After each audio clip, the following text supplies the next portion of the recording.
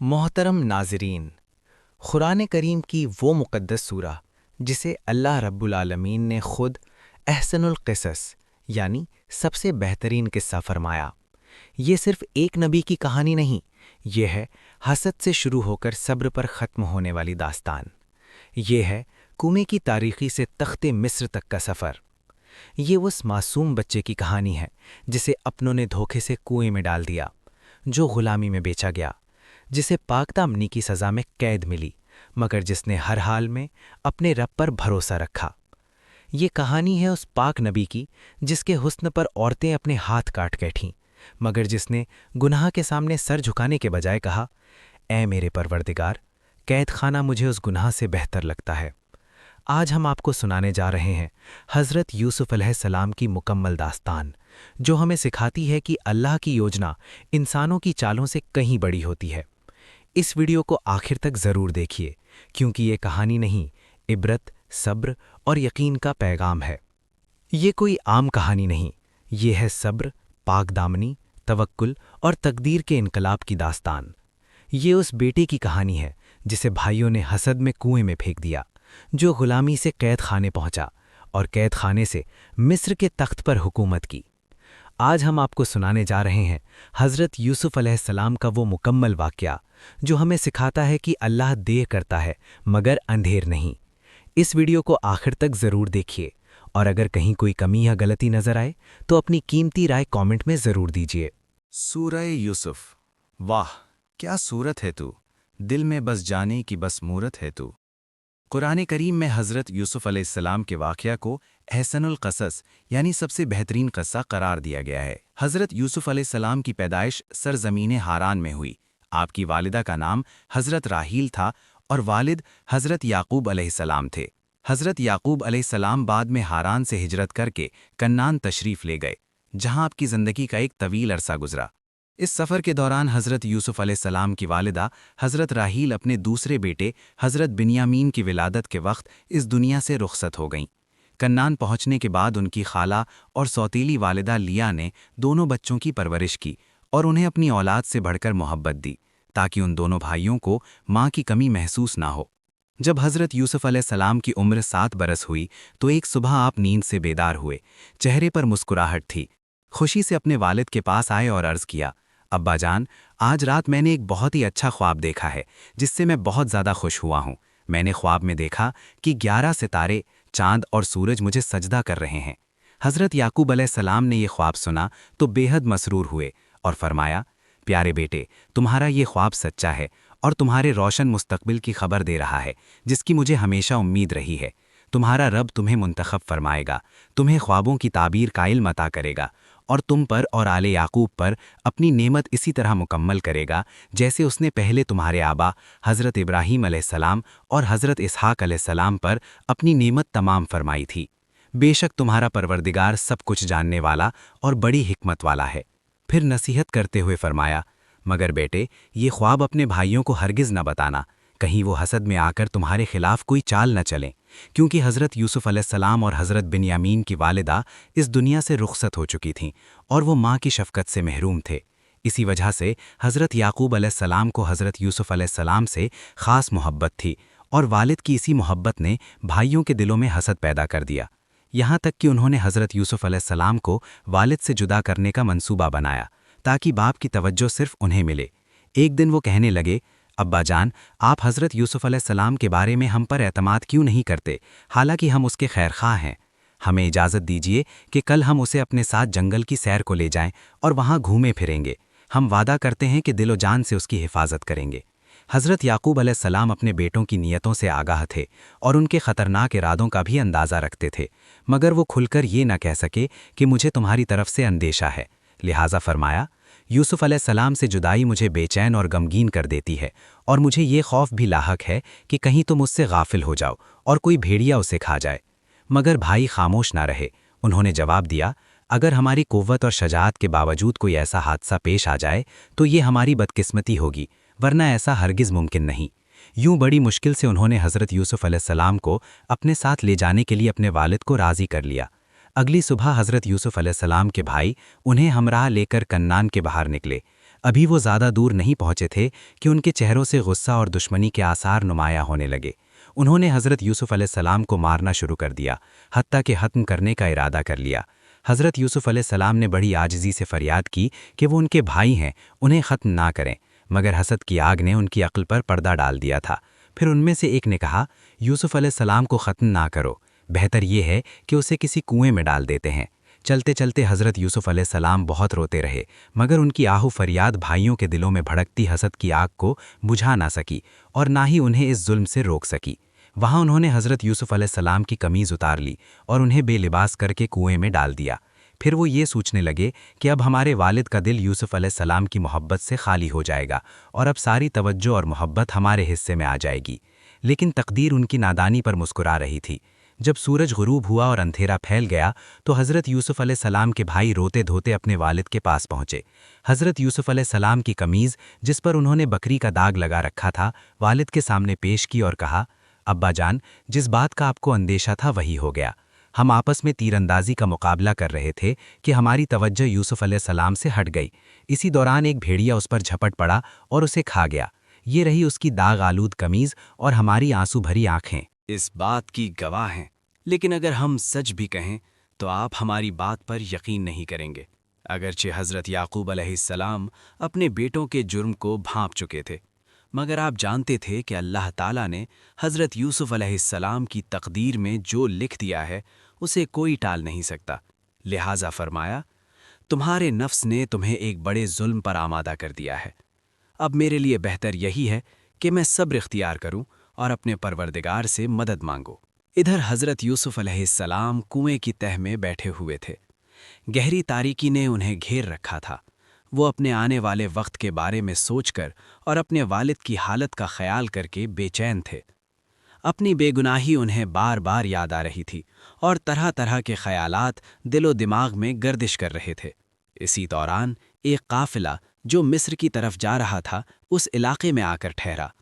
قافلے والوں نے پڑاؤ ڈالا اور اپنے ایک خادم کو پانی لانے کے لیے کنویں کی طرف بھیجا۔ خادم نے ڈول نیچے ڈالا اور جب اسے اوپر کھینچا تو پانی کے بجائے ایک خوبصورت لڑکا اس کے ساتھ باہر آیا، جس کا چہرہ چاند کے ٹکڑے کی مانند چمک رہا تھا۔ خادم حیرت اور خوشی سے پکار اٹھا، آؤ دیکھو، یہ تو ایک لڑکا ہے جو کنویں سے نکل آیا ہے۔ یہ سن کر قافلے کے سب لوگ کنویں کے کنارے جمع ہو گئے اور تعجب اور پریشانی کے عالم میں حضرت یوسف علیہ السلام کو دیکھنے لگے۔ آخر انہوں نے طے کیا کہ اس لڑکے کو مصر لے جا کر غلام بنا کر فروخت کیا جائے۔ اسی لمحے حضرت یوسف علیہ السلام کے بھائی بھی وہاں پہنچ گئے، جو یہ جاننا چاہتے تھے کہ یوسف علیہ السلام کا کیا انجام ہوا۔ جب انہوں نے دیکھا کہ حضرت یوسف علیہ السلام قافلے والوں کے پاس ہیں تو فوراً کہنے لگے کہ یہ ہمارا غلام ہے جو گم ہو گیا تھا۔ پھر انہوں نے حضرت یوسف علیہ السلام کو دھمکی دی کہ اگر تم نے کچھ کہا تو ہم تمہیں قتل کر دیں گے۔ مجبوراً حضرت یوسف علیہ السلام نے کہا کہ ہاں، میں انہی کا غلام ہوں۔ قافلے والوں نے بھائیوں سے کہا کہ اگر تم اسے بیچنا چاہتے ہو تو ہم اسے خریدنے کے لیے تیار ہیں۔ روایت میں آتا ہے حضرت یوسف علیہ السلام کے بھائیوں نے انہیں محض 20 دینار کے عوض فروخت کر کے قافلے والوں کے حوالے کر دیا۔ یوں قافلہ روانہ ہوا اور مختلف منزلیں طے کرتا ہوا مصر جا پہنچا۔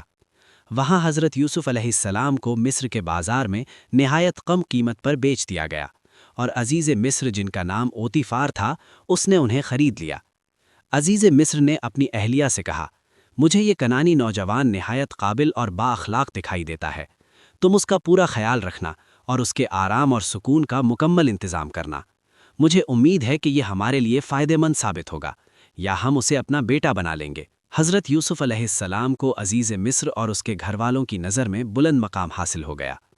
گھر کے تمام امور، غلاموں اور خدمتگاروں کی نگرانی بھی انہی کے سپرد کر دی گئی اور ہر کام ان کی مرضی کے مطابق انجام پانے لگا۔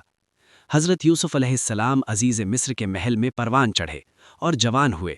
آپ نہایت خوبصورت نوجوان تھے، جو بھی آپ کو دیکھتا متاثر ہوئے بغیر نہ رہتا۔ عزیز مصر کی بیوی، جس کا نام زلیخا تھا، جب حضرت یوسف علیہ السلام کے غیر معمولی حسن سے متاثر ہوئی تو آہستہ آہستہ ان کی محبت میں مبتلا ہو گئی۔ کیونکہ حضرت یوسف علیہ السلام اسی گھر میں رہتے تھے، اس لیے جب بھی اس کی نگاہ ان پر پڑتی، اس کے دل میں جذبات کی آگ اور بھڑک اٹھتی۔ وہ بار بار کوشش کرتی کہ اس خیال کو اپنے دل و دماغ سے نکال دے، مگر کامیاب نہ ہو سکی اور ہر لمحہ حضرت یوسف علیہ السلام کی یاد میں ڈوبی رہتی۔ آخر کار اس نے اپنے دل کے بوجھ کو ہلکا کرنے کے لیے حضرت یوسف علیہ السلام سے اپنی خواہش ظاہر کرنے کا فیصلہ کر لیا۔ ایک مناسب موقع پر جب تنہائی میسر آئی، اس نے اپنے دل کی بات کہہ دی، مگر حضرت یوسف علیہ السلام جو خاندان نبوت سے تعلق رکھتے تھے اور پاکیزگی میں پرورش پائے تھے، فوراً اس سے منہ موڑ لیا۔ اگرچہ حضرت یوسف علیہ السلام نے سخت بے رغبتی دکھائی، مگر زلیخا باز نہ آئی، بلکہ اس بے توجہی نے اس کے جذبے کو اور بھڑکا دیا، یہاں تک کہ اس نے اپنا مقصد حاصل کرنے کا پختہ ارادہ کر لیا۔ پھر ایک دن جب حضرت یوسف علیہ السلام محل میں موجود تھے، زلیخا بھی وہاں آ پہنچی۔ اس نے محل کے تمام دروازے بند کر دیے اور باہر نکلنے کے راستے روک دیے، پھر اپنی خواہش کا اظہار کیا۔ جب حضرت یوسف علیہ السلام نے خود کو اس صورتحال میں گھرا ہوا دیکھا تو وہ ایک کمرے سے دوسرے کمرے کی طرف دوڑنے لگے تاکہ کسی طرح باہر نکل سکیں۔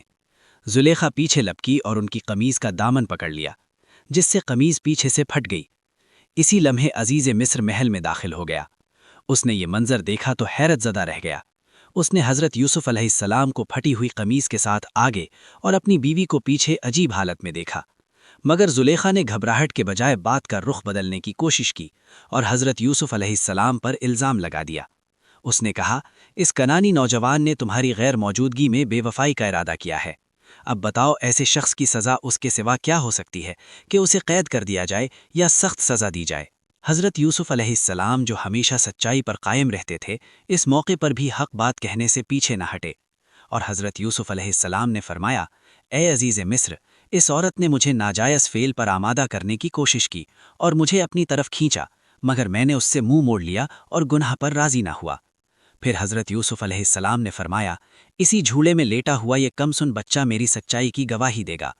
اللہ تعالیٰ نے اس بچے کو قوت گویائی عطا فرمائی۔ اس نے حضرت یوسف علیہ السلام کے حق میں شہادت دیتے ہوئے کہا، یوسف علیہ السلام کی قمیض کو دیکھو، اگر وہ سامنے سے پھٹی ہو تو یوسف گنہگار ہیں، اور اگر پیچھے سے پھٹی ہو تو یوسف علیہ السلام سچے ہیں، اور عزیز کی بیوی نے ان پر ناحق الزام لگایا ہے۔ جب عزیز مصر نے دیکھا کہ حضرت یوسف علیہ السلام کی قمیض پیچھے سے پھٹی ہوئی ہے تو وہ سمجھ گیا کہ اس معاملے میں یوسف علیہ السلام کا کوئی قصور نہیں۔ چنانچہ اس نے حضرت یوسف علیہ السلام سے کہا، اے یوسف، اس بات کو یہیں ختم کر دو اور کسی سے اس کا ذکر نہ کرنا تاکہ لوگ ہمارے بارے میں باتیں نہ پھیلائیں۔ پھر اس نے اپنی بیوی سے کہا، یہ تم عورتوں کے مکر کا نتیجہ ہے، بے شک تمہارا فریب بہت بڑا ہے۔ اللہ کے حضور توبہ اور استغفار کرو، تم خطا کاروں میں سے ہو۔ اگرچہ عزیز مصر نے کوشش کی کہ یہ معاملہ پوشیدہ ہی رہے، مگر مصر کی معززین کی بیویوں تک یہ بات پہنچ گئی اور وہ اپنی محفلوں میں اس کا چرچا کرنے لگیں۔ بعض عورتیں تو کھلم کھلا عزیز مصر کی بیوی پر تنقید اور ملامت کرنے لگیں۔ جب اسے اس تان و تشنی کی خبر ملی تو وہ دل گرفتہ اور پریشان ہو گئی۔ پھر اس نے سوچا کہ کوئی ایسی تدبیر کی جائے کہ وہ عورتیں خود حقیقت دیکھ لیں اور اس کی ہمنوا بن جائیں۔ کافی غور و فکر کے بعد اس نے ایک خاص دن پر ضیافت کا اہتمام کیا اور مصر کی تمام معزز خواتین کو دعوت دے دی۔ جب وہ آئیں اور تکیوں سے ٹیک لگا کر بیٹھ گئیں تو ان کے سامنے پھل رکھے گئے۔ اسی لمحے زلیخا کے اشارے پر حضرت یوسف علیہ السلام اس مجلس میں داخل ہوئے۔ جیسے ہی حضرت یوسف علیہ السلام نظر آئے، ان عورتوں کے ہوش و حواس جاتے رہے۔